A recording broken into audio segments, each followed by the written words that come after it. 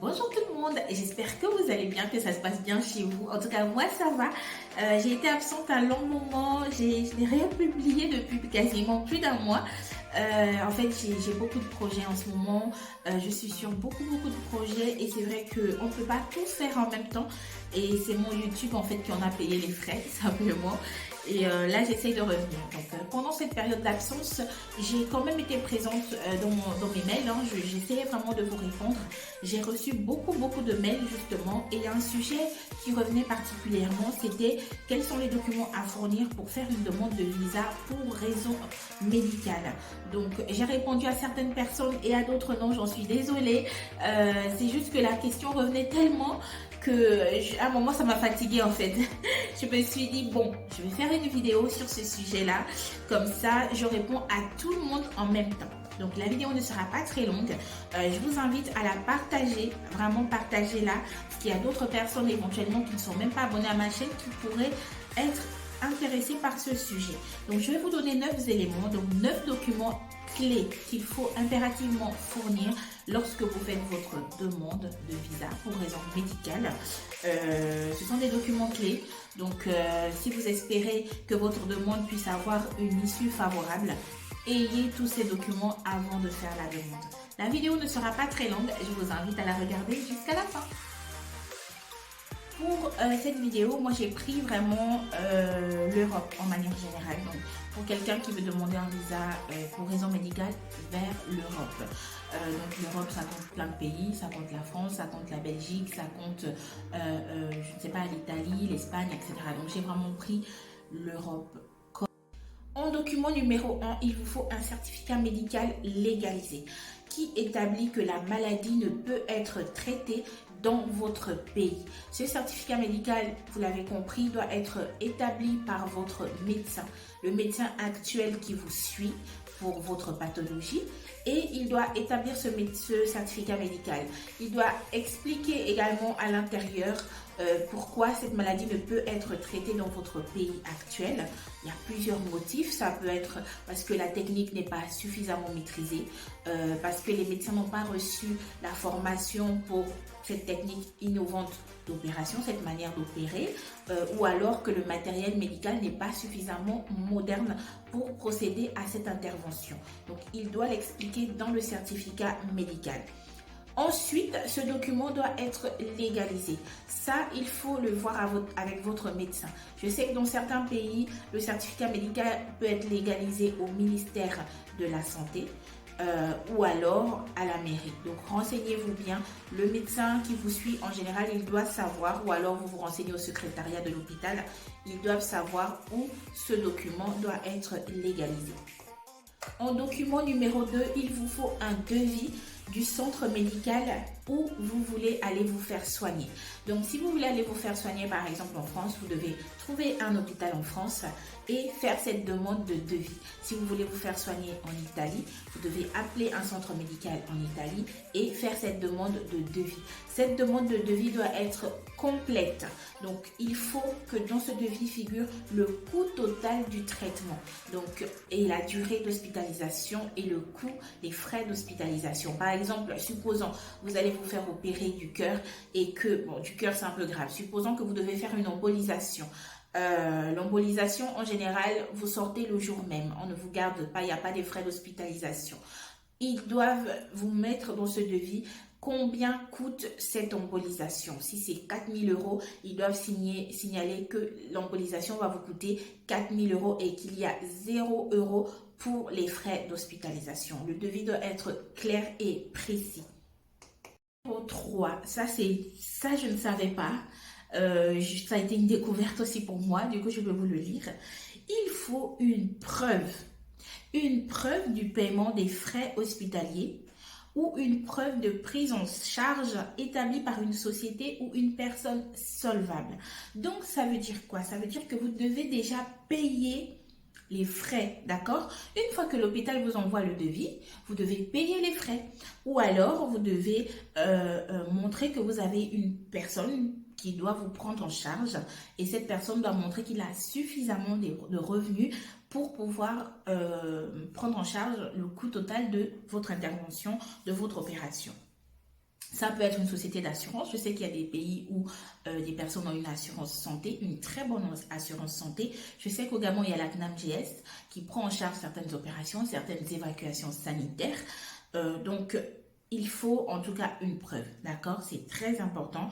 Il faut une preuve du paiement ou une preuve de prise en charge totale établie par une société. Donc, ça peut être la CNAMGS, ça peut être une assurance santé ou une personne solvable. Donc, si vous avez quelqu'un dans votre entourage qui est très riche, qui a beaucoup d'argent, qui a un compte bien rempli, cette personne doit établir qu'il vous prend en charge. Je reviens sur un petit point concernant la preuve de paiement. D'accord? Parce que il faut payer au sein de l'hôpital dans lequel vous allez vous faire soigner. Vous devez payer. Pour la preuve de paiement, il est possible en fait de verser un acompte. D'accord? C'est pas, par exemple, supposons que l'opération va prendre 7 millions.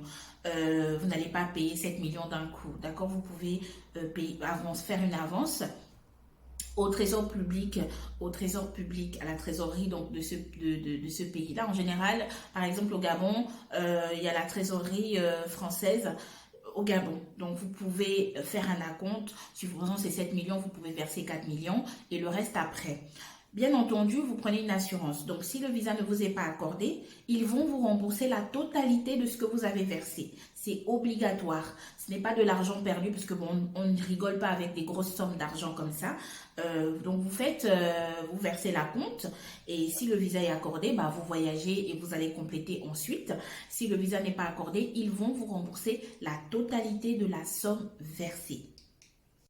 En numéro 4, vous devez obtenir la preuve d'admission dans un hôpital ou une clinique, ce qui est complètement logique parce que si vous avez obtenu le devis dans un premier temps et la preuve de paiement, le document qui va suivre automatiquement, c'est la preuve d'admission.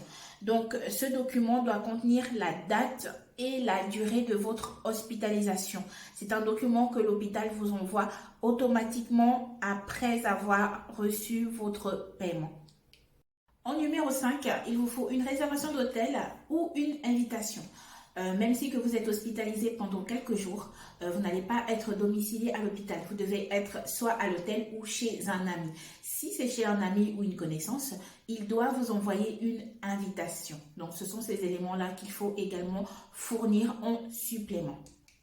En numéro 6, il vous faut les 3 derniers bulletins de salaire. Bon, ça c'est logique, hein. Un relevé de compte. Vous devez montrer quand même que vous avez suffisamment d'argent dans votre compte. Vous devez montrer également que vous avez un emploi stable. C'est toujours voilà, c'est un petit plus lorsqu'on travaille. Alors que si on ne travaille pas, on peut se dire que bon, vous allez venir et puis après vous allez caler et rester là.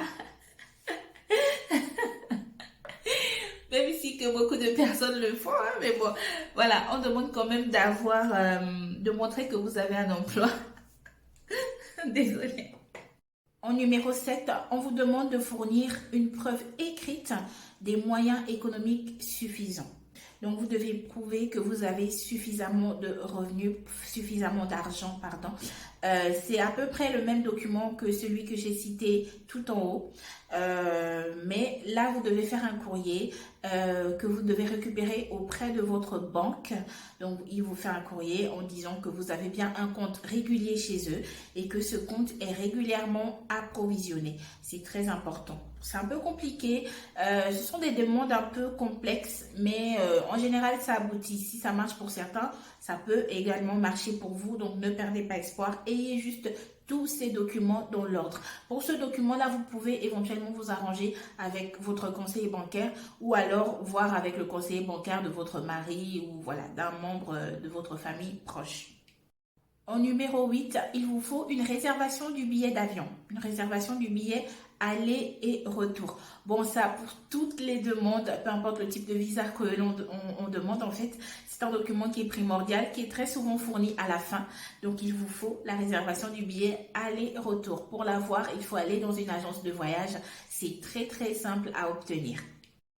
Dans le numéro 9, j'ai mis tout autre document. En fait, je ne pouvais pas tout détailler parce que c'est très long. Il y a des documents classiques que vous connaissez. Donc, je les ai tous mis en 9.